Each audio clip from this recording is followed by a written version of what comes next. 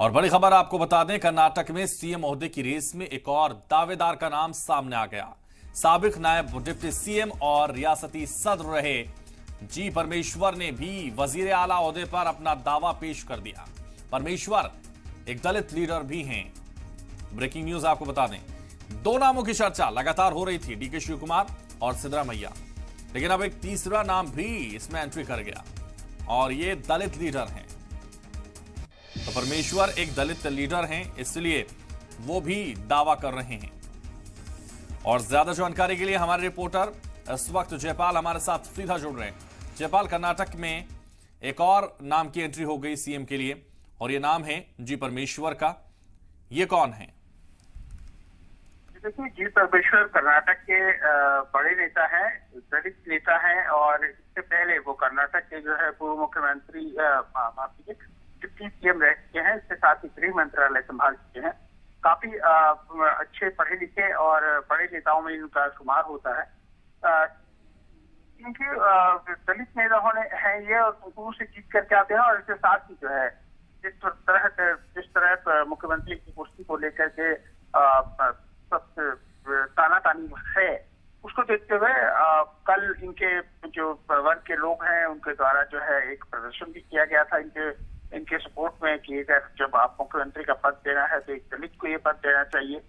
और शाम में जी परमेश्वर का एक बयान दिया है। हालांकि बयान के अंदर में उन्होंने सिर्फ इतना ही कहा कि यदि हाईकमान को ऐसा लगता है तो वो उनको लगता है कि वो मेरे में के अंदर में वो क्षमताएं हैं, क्योंकि इस तरह का काम जिस तरह उन्होंने पहले भी एडमिनिस्ट्रेशन किया है और उससे जो हाईकमान है वो वाकिफ है। अगर ऐसे में वो उनको जिम्मेदारी देते हैं तो वो उस जिम्मेदारी को बखूबी निभाएंगे। इस वक्त अगर हम पूरे सूबे की बात करें तो तबका अपनी ओर से अब इस बात की मांग करता हुआ नजर आ रहा है। हमने पहले देखा कि किस तरह से सुन्नी उलेमाओं के द्वारा एक पेशकश की गई थी कि मुस्लिम वोटर्स का बहुत ज्यादा सहयोग रहा है, जो है वो मुस्लिम तबके से होना चाहिए। इसी तरह मदिगा जो है उनकी तरफ से भी डिमांड आ रही है, वोकालिगा की डिमांड है, लिंगायत की डिमांड है। तो इसी तरह से अलग अलग तरह से डिमांड की जा रही है, लेकिन ये फैसला जो है हाईकमान को लेना है। बिल्कुल, फैसला जयपाल हाईकमान को ही लेना है। भले ही कई नामों की चर्चा होती रहे, लेकिन चूंकि हाईकमान को यह फैसला लेना है, आला क़यादत इस फैसले को लेकर पूरी तरह से लगातार मंथन कर रही है। लेकिन अगर हम बात करें सीएम नाम के ऐलान की, तो आज ये ऐलान हो सकता है, ये कहा जा रहा है। इस मीटिंग में सोनिया गांधी भी शामिल हो सकती हैं। 11 बजे एक मीटिंग होनी है, डीके शिवकुमार से भी वो मुलाकात कर सकती हैं। तो इसको लेकर आपके पास क्या जानकारी है?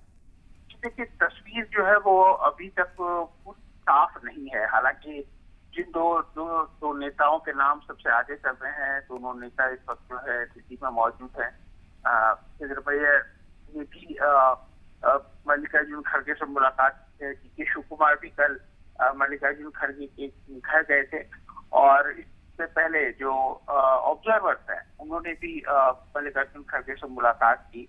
राहुल गांधी, के.सी. वेणुगोपाल, इन सबों को भी बैठक हो चुकी है, लेकिन कोई फैसला लिया गया हो इसके ऊपर में, या कहीं कोई जो फार्मूले की बात चल रही है कि कहीं ये कहा जा रहा है कि 2.5 साल का फार्मूला दिया जा रहा है, कहीं ये कहा जा रहा है कि 2 साल 3 साल का फार्मूला दिया जा रहा है, या सीएम डिप्टी सीएम का पद, इस तरह के कई फार्मूले अभी इनकी बात चल रही है। लेकिन किसी पर रजामंदी बनी हो ऐसी कोई बात उभर करके सामने में नहीं आई है।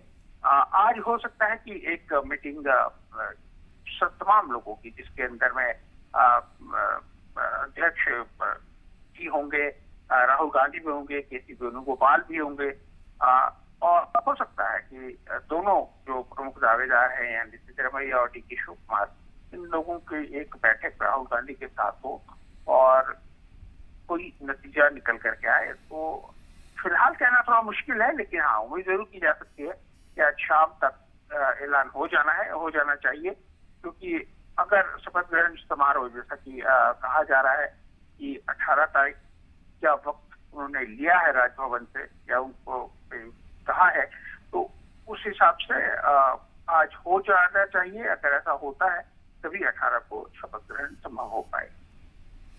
बिल्कुल, तो अब ये देखना होगा कि आला क़यादत किसको सीएम बनाने के लिए ऐलान करती है। ये सबसे अहम होगा और सभी की निगाहें इस पर टिकी हुई हैं। अब मीटिंग के बाद देखना होगा और इंतजार करना होगा। पल पल का अपडेट आपसे लेते रहेंगे। बहुत शुक्रिया फिलहाल हमारे साथ जुड़ने के लिए जयपाल, तमाम जानकारी हम तक पहुंचाने के लिए।